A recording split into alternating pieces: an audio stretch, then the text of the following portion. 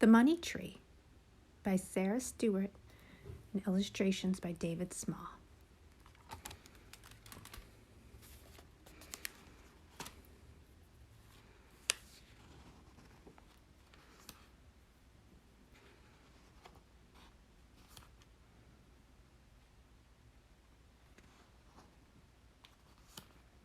In January, when Miss McGillicuddy was making a quilt in front of the fire, she noticed an unusual shape outside her living room window.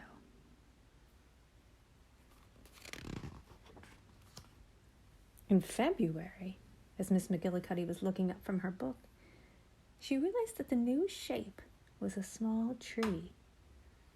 A gift from the birds, she said to herself.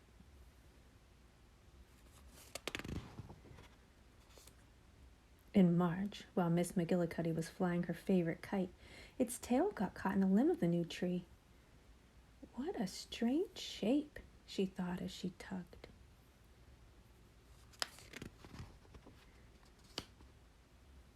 In April, when Miss McGillicuddy was planting snow peas, she paused and stared at the tree, now covered in the fresh green colors of spring.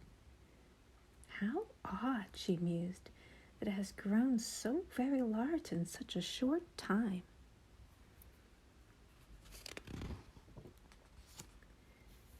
In May, as Miss McGillicuddy was making a maypole for the neighborhood children, she realized, to her great surprise, that the leaves on the tree were not leaf-shaped at all. Being careful not to hurt the tender branches, she gave each child some of the tree's crisp green foliage as a party favor.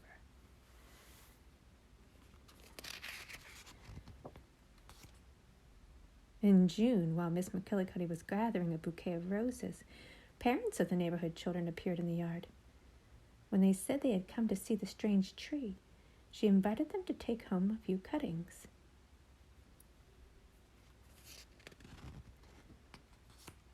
In July, when Miss McGillicuddy was picking cherries in her orchard, the town officials asked if they could use some of the greenery for special projects. She let them borrow her ladder. The tree was growing larger every day, and went inside to make cherry cobbler.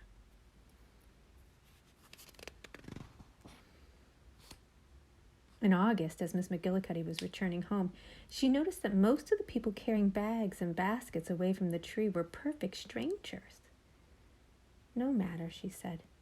The branches would break from their burden if someone was not picking all the time. In September, while Miss McGillicuddy was feeding the animals, she watched the crowd around the tree surging back and forth beneath the harvest moon. Don't they ever rest? She asked herself.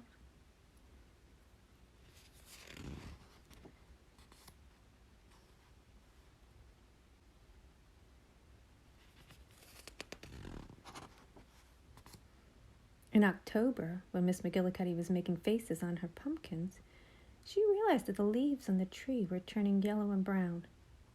She sighed with relief.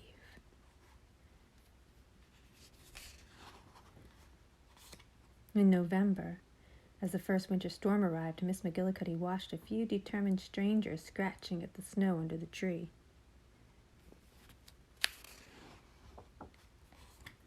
In December, Miss McGillicuddy and the neighbor boys cut down the tree. Although the wood was green and certain to smoke a little, she didn't mind, for now she had enough to keep warm through the coldest winter.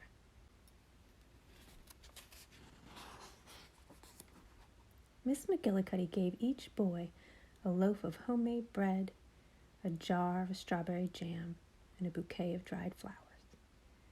Then she said goodbye, walked toward the warmth of the fire, and smiled to herself.